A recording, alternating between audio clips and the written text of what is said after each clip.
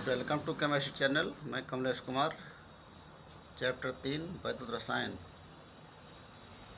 में आगे की श्रृंखला में आंकिक प्रश्नों को लेकर आया हूं। लेकिन इससे पहले आपसे रिक्वेस्ट है कि आप इस चैनल को सब्सक्राइब अवश्य कर लें, लाइक और शेयर करना ना भूलें। तो आंकिक प्रश्नों की श्रृंखला में पहला क्वेश्चन है, एक चालकता सेल में 25 डिग्री सेल्सियस पर 7.5 × 10⁻³ एम बिलियन का प्रतिरोध 1000 ओम है। तो पहला विशिष्ट चालकत्व और दूसरा मोलर चालकता की गणना कीजिए। चालकता सेल का सेल स्थिरांक 1.2437 प्रति सेंटीमीटर है।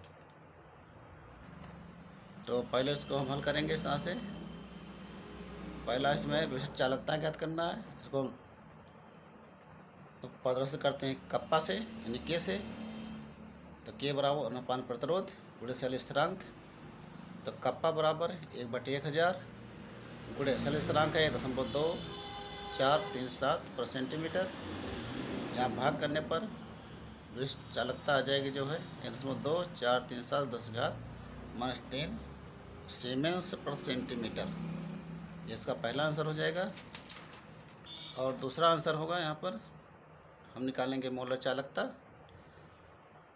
यानी मोलर चालकता ट्रापियम बराबर 1000 गुणे कप्पा बटे एम। कप्पा का मान पीछे निकाला गया है। तो 1000 गुणे 0.2437 गुणे 10⁻³ बटा यहाँ एम का मान है 7.5 गुणे 10⁻³ एम का मान यहाँ दिया गया है। ये इसकी सांद्रता है, विलयन की सांद्रता 7.5 गुणे 10⁻³ एम। तो इस मान को यहाँ पर रख देंगे हम। रखने के बाद हल करेंगे, गुणा करके भाग कर देंगे तो आएगा 165.82 सीमेंस सेंटीमीटर स्क्वायर प्रति मोल। अगला क्वेश्चन है, 0.01 एम वैद्युत अपघट्य का प्रतिरोध 25 डिग्री सेल्सियस पर 210 ओम है। इसी ताप पर मोलर चालकता ज्ञात कीजिए यदि सेल स्थिरांक 0.88 प्रति सेंटीमीटर है। तो दूसरे सवाल को इस तरह से हल करेंगे।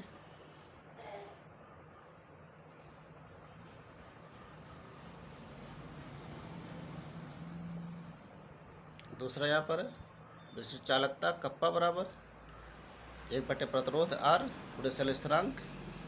कप्पा बराबर प्रतिरोध 210, तो 1/10 और सेल स्थिरांक 0.88।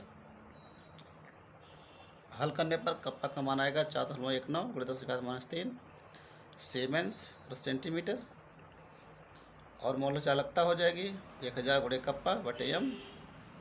तो 1000 गुणे कप्पा का मान 4.19 गुणे 10⁻³ और सांद्रता है 0.01 है। ये मान करके हल करने पर इसका आंसर आएगा 4.19 गुणे 10⁻² सीमेंस सेंटीमीटर स्क्वायर प्रति मोल। तीसरा क्वेश्चन है, 298 केल्विन पर AgCl के एक संतृप्त विलयन का विशिष्ट चालकत्व 2.30 गुणे 10⁻6 सीमेंस प्रति सेंटीमीटर है। इस ताप पर AgCl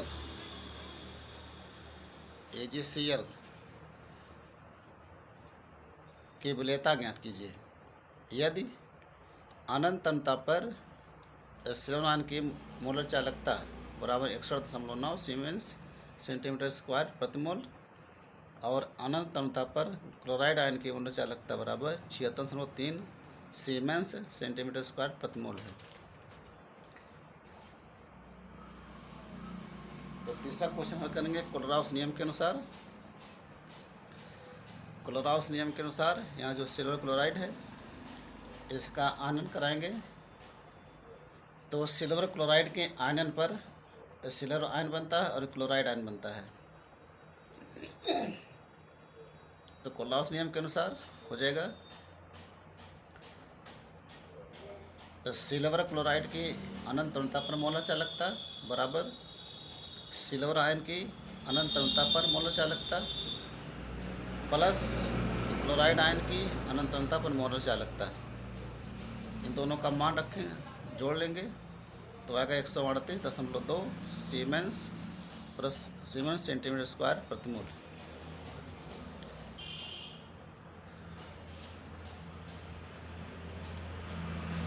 माना सिल्वर क्लोराइड की विलेयता बराबर यस मोल प्रति लीटर है, इसलिए अनंत अनंतता पर सिल्वर क्लोराइड की मोलर चालकता बराबर 1000 गुणे सिल्वर क्लोराइड की विशिष्ट चालकता बटे यस। तो AgCl की तुलनांकी की मोलर चालकता है 38.2 बराबर 1000 गुणे 2.30 गुणे 10⁻⁶, यस का मान यहाँ बटे यस का मान है, ये यस का मान यस ही होगा, यस या यस बराबर तिरछा गुणा करके हल कर लेंगे तो यस का मान आ जाएगा यहाँ पर यस बराबर 1.664 गुणे 10⁻⁵ मोल प्रति लीटर, इसका आंसर हो जाएगा। 0.01 एम एसिटिक अम्ल का 25 डिग्री सेल्सियस पर विशिष्ट चालकत्व 0.0143 सीमेंस पर सेंटीमीटर है। अम्ल के वियोजन की मात्रा का परिकलन कीजिए। यदि एसिटिक अम्ल की अनंत तन्यता पर मोलर चालकता 390.7 सीमेंस मीटर स्क्वायर प्रति मोल है, ये मान निकालना हमको 25 डिग्री सेल्सियस पर।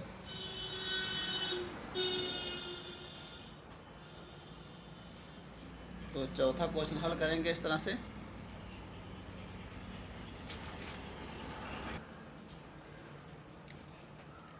दिया गया है 0.01 एम एसिटिक अम्ल की 25 डिग्री सेल्सियस पर विशिष्ट चालकता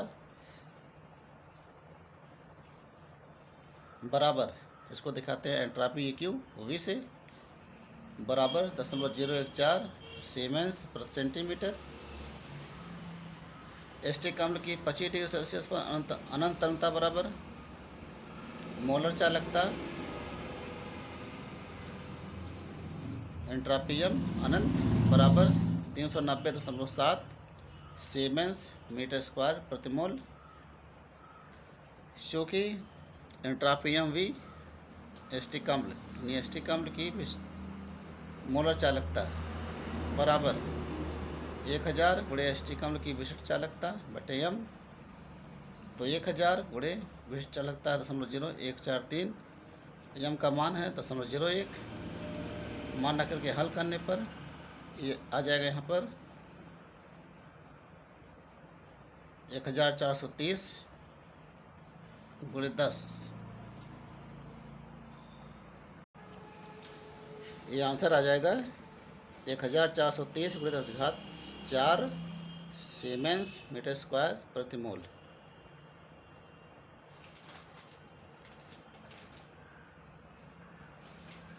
उसके बाद हम निकालेंगे एसिटिक अम्ल की वियोजन की मात्रा अल्फा बराबर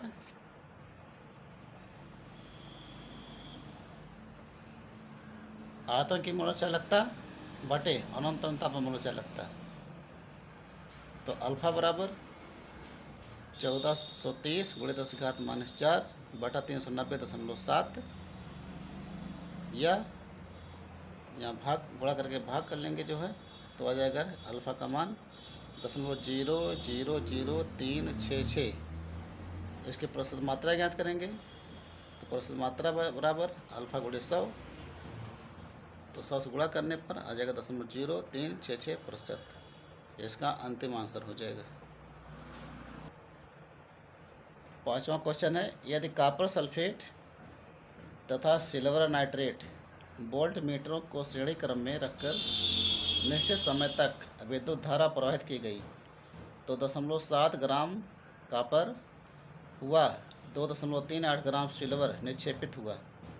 यदि कॉपर का तुल्यांकी भार 31.8 है तो सिल्वर का तुल्यांकी भार ज्ञात कीजिए। इस और लगाएंगे फैराडे के द्वितीय नियम से।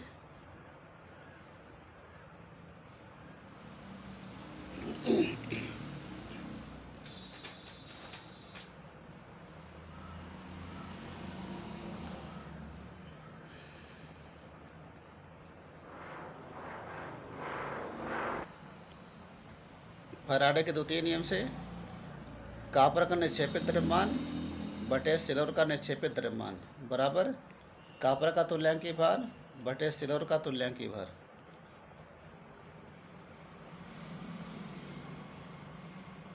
कॉपर निक्षेपित द्रव्यमान 0.7 ग्राम और सिल्वर का निक्षेपित द्रव्यमान 2.38।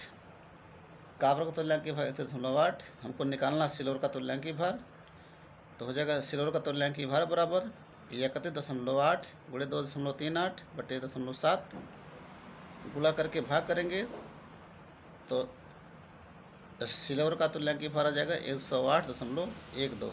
इसका आंसर हो जाएगा। छठा क्वेश्चन है, यदि एक धात्विक तार में 0.5 एम्पीयर की धारा 2 घंटे के लिए प्रवाहित होती है तो तार में कितने इलेक्ट्रॉन प्रवाहित होंगे।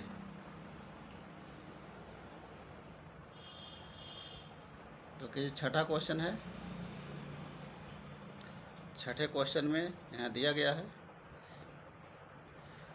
तार में प्रवाहित धारा I बराबर 0.5 एम्पियर,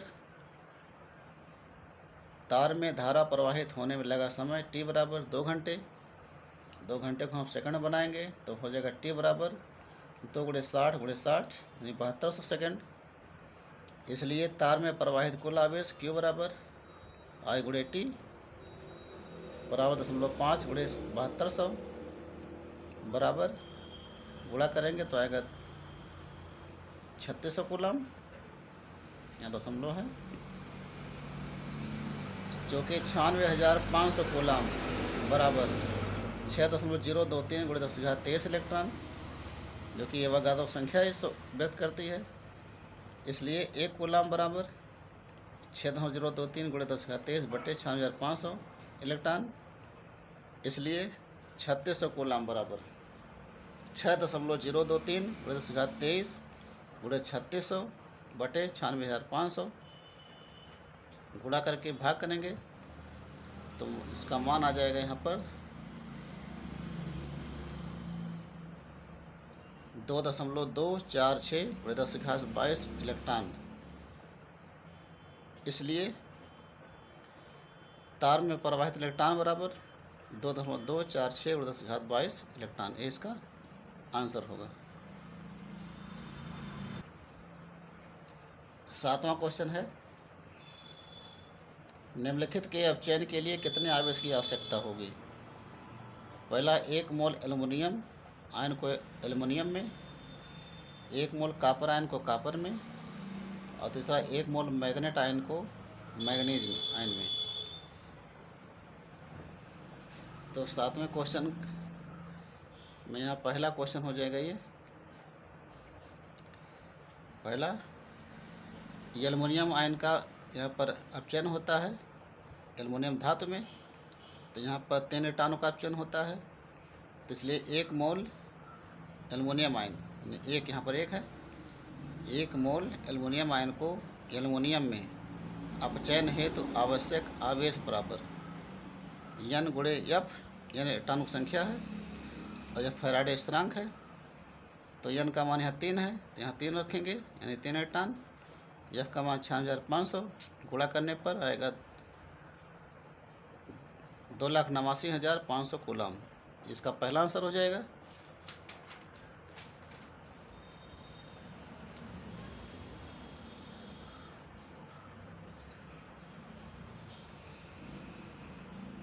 दूसरा वाला हल करेंगे। यहाँ कॉपर आयन का अपचयन होता है कॉपर धातु में, यानी यहाँ पर 2 इलेक्ट्रॉन का अपचयन होता है। तो इसलिए 1 मोल कॉपर आयन को, या 1 मोल कॉपर आयन को कॉपर में अपचयन हेतु आवश्यक आवेश बराबर N × F। N का मान यहाँ 2 इलेक्ट्रॉन है तो 2 × 96,500 आएगा 1,93,000 कूलम। इसी प्रकार से तीसरा लगाएंगे मैग्नेट आयन।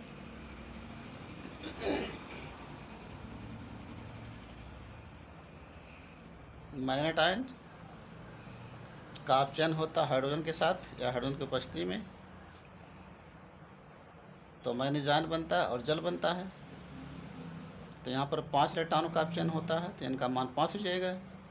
तो इसलिए 1 मोल मैग्नेट आयन को मैग्नीज आयन में, 1 मोल मैग्नेट आयन को मैग्नीज आयन में अपचयन हेतु आवश्यक आवेश n गुणे F, n का मान 5 है, तो 5 में 96,500, तो जगह 4,82,500 कूलाम।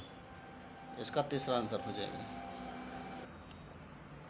8वां क्वेश्चन है, निम्नलिखित को ऑक्सीकृत करने के लिए कितने कूलाम विद्युत आवश्यक है?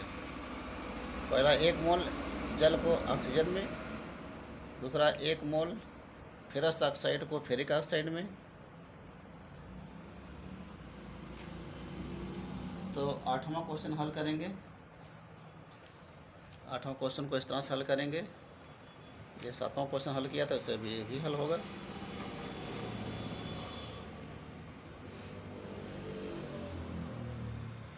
यहाँ जल का ऑक्सीकरण होता है, और जब ऑक्सीकरण होता है तो ऑक्सीजन बनता है और साथ में धनायन बनता है और 2 इलेक्ट्रॉन का ऑक्सीकरण हो जाता है।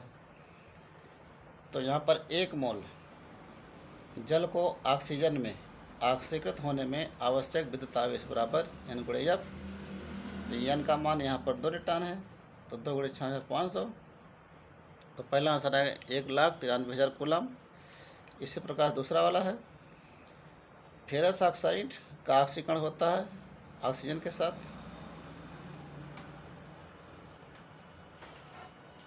फेरिक ऑक्साइड में, या इसे को हम लिख सकते हैं, यहाँ फेरस आयन का ऑक्सीकरण होगा, इलेक्ट्रॉन बाहर निकलेगा, फेरिक आयन में ऑक्सीकरण हो जाएगा।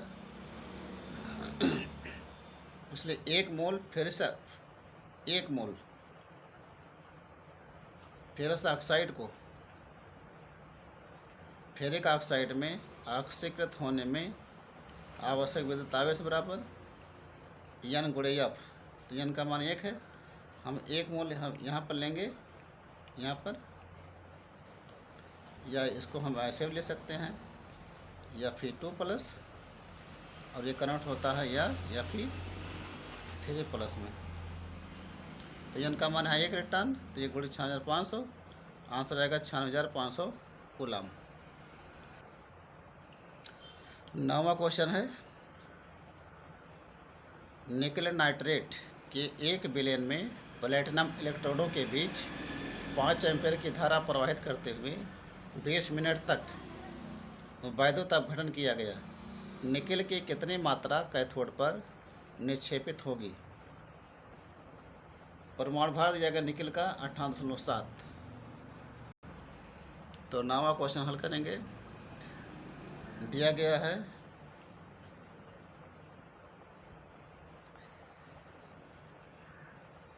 धारा I बराबर 5 एम्पियर, समय t बराबर 20 मिनट, इसको बनाएंगे सेकंड में, तो 20 गुणे 60 सेकंड।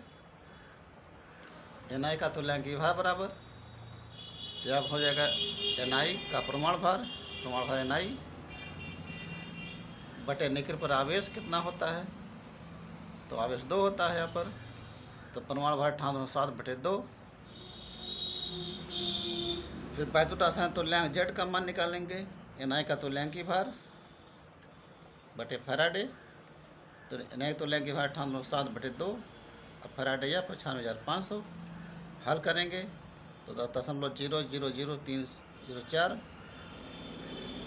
तो इसका आगे लगाएंगे फैराडे के